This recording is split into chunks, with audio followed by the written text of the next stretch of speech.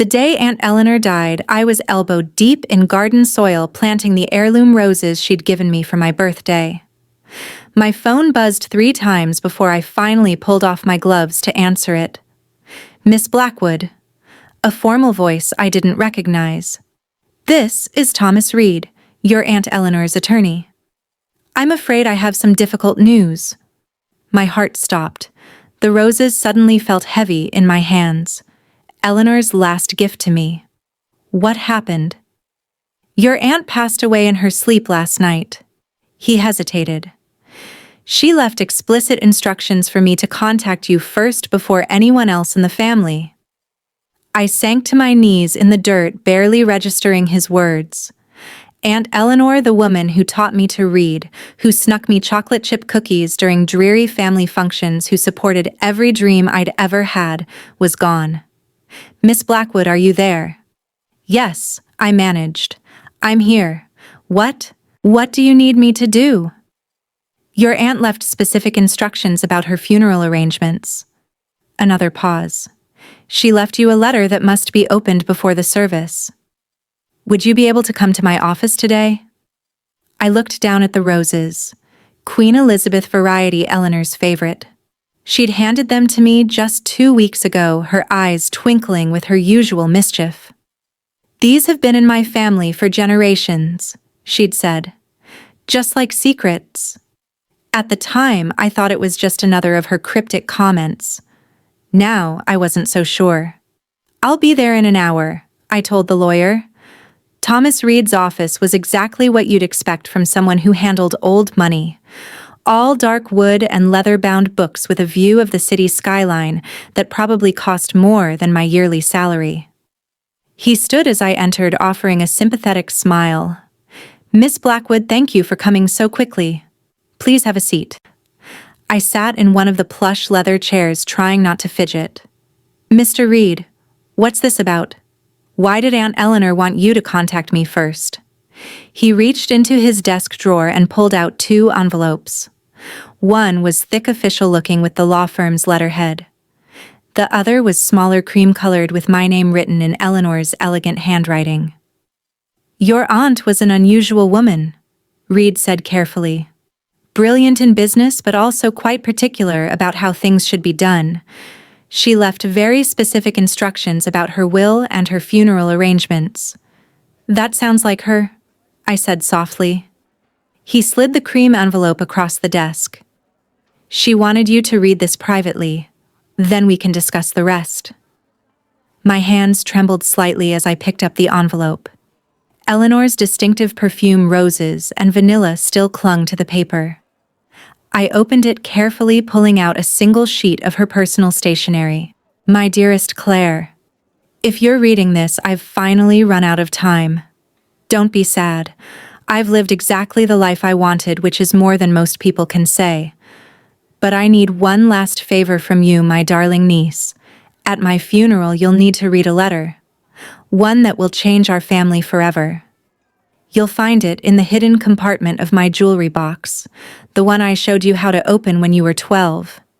Remember the trick with the rose carving? Some people might call this revenge, but I prefer to think of it as justice. Long delayed perhaps, but justice nonetheless. The truth is, I've left everything to you, Montgomery Industries. My personal assets, all of it. But there's one condition. You must read that letter at my funeral with the entire family present. No exceptions. I know this is a lot to ask, especially now, but you've always been the strong one, Claire. The honest one. That's why it has to be you. All my love, Aunt Eleanor. P.S. Don't let them bury me in anything beige.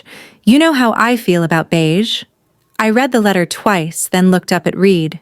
She left everything to me. He nodded, opening the official envelope. Montgomery Industries, her personal estate investment portfolio's approximately $89 million in total assets. But as she mentioned, it's conditional on you fulfilling her final request. My head spun. Eleanor had always been generous with me, but this was beyond anything I could have imagined. What about the rest of the family? My father, my cousins? There are some small bequests. but the bulk of the estate is yours. Assuming, of course, you agree to her terms. I thought about my father, who'd always resented his younger sister's success, about my cousins who had spent years sucking up to Eleanor hoping to inherit her fortune, about all the family gatherings where Eleanor had sat quietly watching everyone with those knowing eyes of hers, like she was waiting for something. "When is the funeral?" I asked. "3 days from now. Your aunt was very specific about the arrangements. The service will be held at St. Michael's Cathedral, followed by a reception at her estate. The entire family is expected to attend." I stood up, clutching Eleanor's letter. "Then I should go. I have a jewelry box to find." Reed called after me as I reached the door. "Miss Blackwood, one more thing. Your aunt asked me to tell you. She said you'll know what to do with the truth." The drive to Eleanor's estate took 40 minutes, but it felt like hours. My mind raced with questions. What was it in that second letter? What secret was so important that Eleanor would make it a condition of her will? The gates opened automatically as I approached. Eleanor had given me the access code years ago, saying she trusted me more than her security system. The house was exactly as I remembered, a sprawling Victorian mansion set amid perfectly manicured gardens, with Eleanor's beloved roses climbing every available surface. Mrs. Harris, the housekeeper, met me at the door. Her eyes were red from crying. "Oh, Miss Claire, I'm so glad you're here. She left instructions that you were to have full access to her rooms." "Thank you, Mrs. Harris. I won't be long." Eleanor's bedroom was on the second floor, overlooking her prized rose garden. Like everything else about my aunt, it was elegant but full of hidden whimsy, silk curtains and bright patterns, modern art next to family portraits, and everywhere touches of her beloved roses. The jewelry box sat on her dresser exactly where it had always been. Beautiful Brazilian rosewood carved with intricate floral patterns. I ran my fingers along the edge until I found it. The small rose carving that concealed the release for the hidden compartment. "Third petal from the left," I whispered, remembering Eleanor's instructions from all those years ago. There was a soft click, and a panel in the bottom slid open. Inside was another envelope sealed with wax and marked, "To be read at my funeral." My hand shook as I picked it up. It was heavier than I expected, and I could feel what seemed like photographs inside. For a moment, I was tempted to open it right there. But I knew Eleanor. Everything she did had a purpose. If she wanted this revealed at her funeral in front of the whole family, she must have had her reasons. I slipped the envelope into my bag and took one last look around the room. On the bedside table was a framed photo I'd never seen before. Eleanor as a young woman standing in front of Montgomery Industries' first office. She was smiling, that knowing smile of hers, the one that always made me feel like she could see right through people's pretenses. "What did you know, Aunt?" I whispered to the photograph. What secret was worth waiting a lifetime to reveal? The next 3 days passed in a blur of funeral arrangements and family drama. My father called 6 times, alternating between concern about my involvement in the arrangements and barely concealed anxiety about the will. My cousins sent a barrage of text messages, each one more transparently self-interested than the last. Through it all, I kept Eleanor's sealed envelope close. At night, I'd take it out and look at it, wondering what revelations it contained. What truth was so important that Eleanor would stake her entire legacy on its revelation? The morning of the funeral dawned bright and clear. I dressed carefully in a deep blue suit, Eleanor's favorite color, and pinned one of her prized roses to my lapel. The envelope felt heavy in my bag, like it was weighted with more than just paper and photographs. St. Michael's Cathedral was packed by the time I arrived. The Montgomerys were old money, and Eleanor had been a prominent figure in both business and philanthropy. The pews were filled with a mix of family business associates and city officials. My father intercepted me as soon as I entered, his face tight with anxiety. "Claire, we need to talk about the will. Reed won't tell us anything. Says we have to wait until after the service." "What's going on?" I met his eyes steadily. "We'll all find out together, Dad. That's what Aunt Eleanor wanted." He grabbed my arm as I tried to pass. "Claire, if you know something." "Let go, Dad," I said quietly but firmly. "This is Eleanor's funeral. Show some respect." The service itself was beautiful, exactly as Eleanor would have wanted it. No beige in sight. The flowers were all roses in deep reds and vibrant pinks, her favorite colors.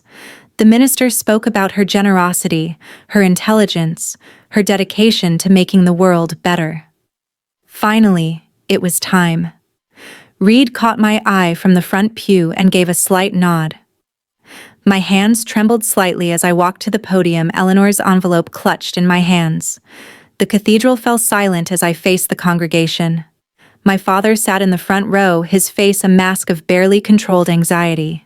Next to him, my cousins Daniel and Emily leaned forward eagerly like vultures awaiting their next meal. I took a deep breath, breathing in the scent of roses that filled the air.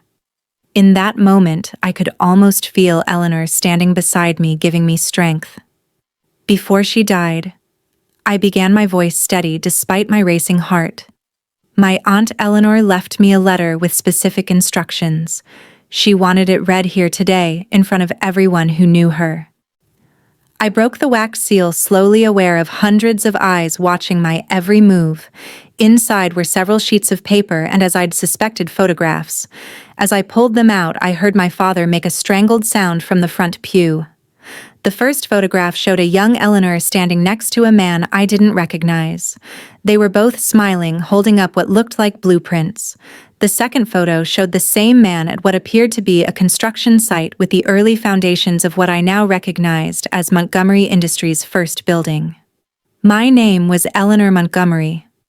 I read from the letter. And this is the truth about how Montgomery Industries began. My hands were steady as I began reading Eleanor's letter, my voice carrying clearly through the hushed cathedral. My name was Eleanor Montgomery, and this is the truth about how Montgomery Industries began. The man in these photographs is William Carter, a brilliant engineer and my business partner in 1975. He was also the true founder of what would become Montgomery Industries. A murmur rippled through the congregation. In the front row, my father's face had gone completely white. William and I met at university. I continued reading. We shared a vision of creating sustainable building materials that would revolutionize the construction industry. William had the technical genius and I had the business acumen. Together, we created the foundation of what Montgomery Industries would become. I pulled out another photograph, this one showing Eleanor and William shaking hands over what appeared to be a contract. We were equal partners, splitting everything 50-50. The patents, the company, the profits. All of it was shared between us until the night of October 15, 1976, when William died in what was reported as a car accident. My father started to stand, but my Uncle James pulled him back down. I kept reading. But it wasn't an accident. The brake lines in William's car had been cut. I discovered this too late, after the police had already closed the case. I also discovered something else. Papers had been filed just hours before William's death, transferring his entire share of the company to the Montgomery Family Trust. Papers that bore his signature. I looked up, meeting my father's eyes directly. A signature that I now know was forged by his business partner at the time, my own brother, Robert Montgomery. The cathedral erupted in gasps and whispers. My father stood up, his face contorted with rage. "Stop this immediately," he shouted. "This is slander." "No, Dad," I said calmly. "This is truth. Aunt Eleanor left proof." I held up a stack of documents from the envelope. The original contract between Eleanor and William. Forensic analysis of the forged documents. Police reports that were buried. Bank transfers.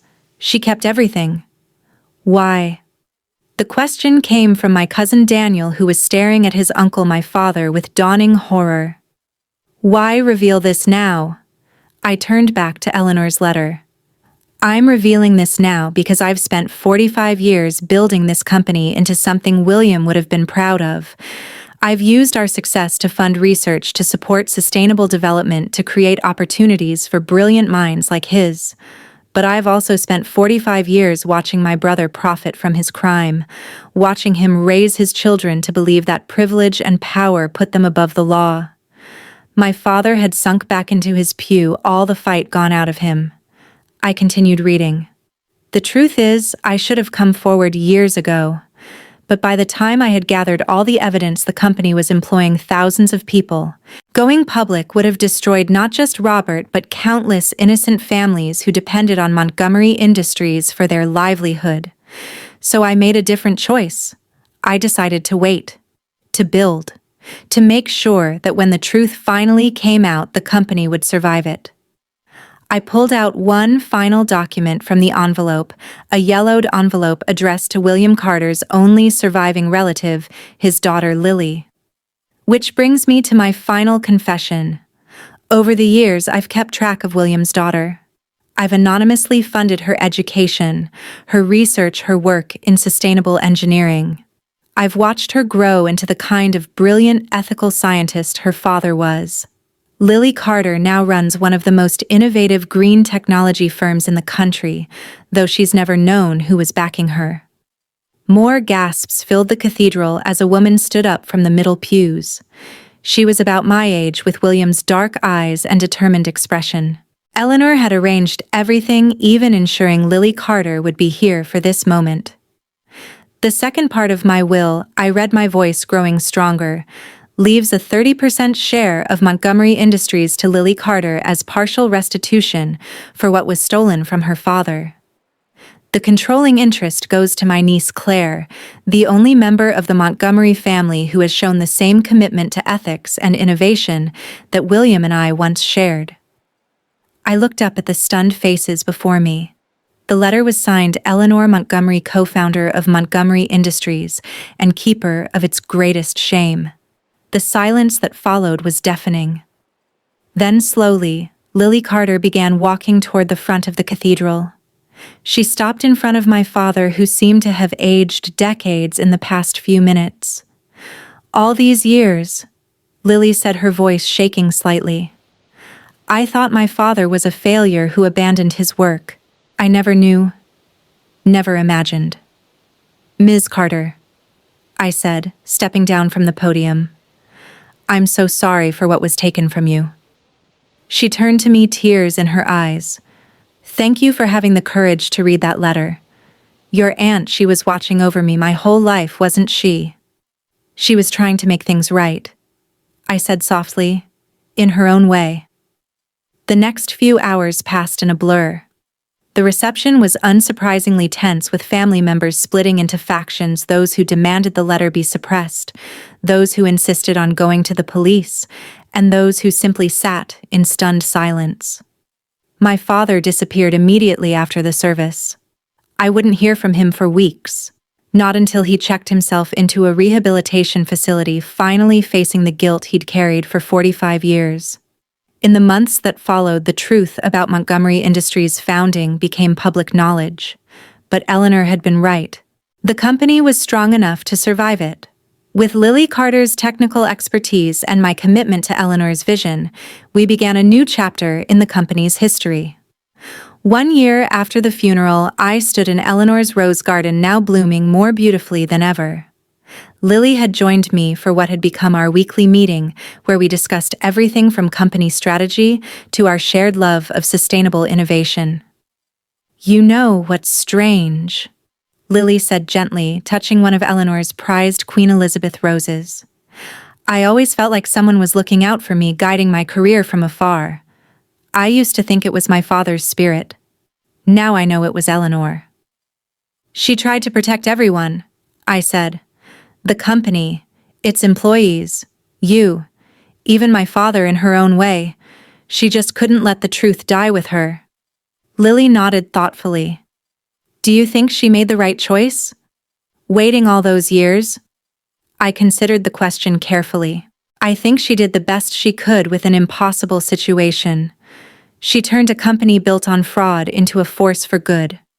She made sure you were taken care of, and in the end, she made sure the truth came out on her terms. And what about you? Lily asked. Do you ever regret being the one who had to reveal it all?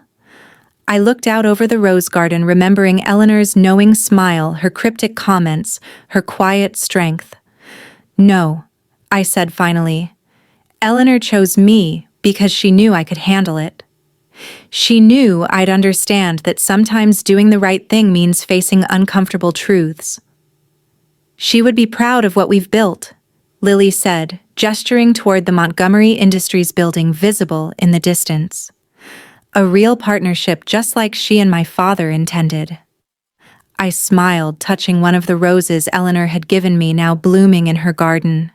She once told me these roses had been in her family for generations, just like secrets. But maybe it's time for new traditions. Truth instead of secrets. Partnership instead of power. Building something together instead of taking from each other. Lily squeezed my hand. I think both our fathers would like that. That evening, as I sat in Eleanor's study now, my study going over company reports, I found a small note tucked into her old desk calendar. It was dated the day she died, written in her elegant hand, "Dearest Claire. If you're reading this, you've done what I asked. You faced the truth and handled it with grace. That's why I chose you. Not just to inherit the company, but to make it better than it was, to make it what William and I dreamed it could be. The roses in the garden will bloom again next spring. When they do, remember that beauty can grow from even the darkest soil if we have the courage to plant it. All my love, Eleanor." I placed the note carefully in my drawer and looked out at the garden where the setting sun painted the roses in shades of gold. Eleanor had left me more than just a company. She'd left me a chance to right an old wrong, to build something meaningful, to prove that it's never too late for truth to bloom. Tomorrow there would be meetings and decisions and all the responsibilities that came with running a multi-million-dollar company. But for now, I sat in the quiet of Eleanor's study, surrounded by the scent of roses, knowing that sometimes the heaviest inheritances aren't measured in money, but in the weight of the truths we choose to carry. And like Eleanor, I would carry this truth with grace, using it not to destroy, but to build, not to punish, but to heal. Creating something beautiful from the soil of the past. After all, that's what Eleanor had done. That's what she had trained me to do. And somewhere I knew she was watching with that knowing smile of hers, proud that her final secret had finally found its way into the light.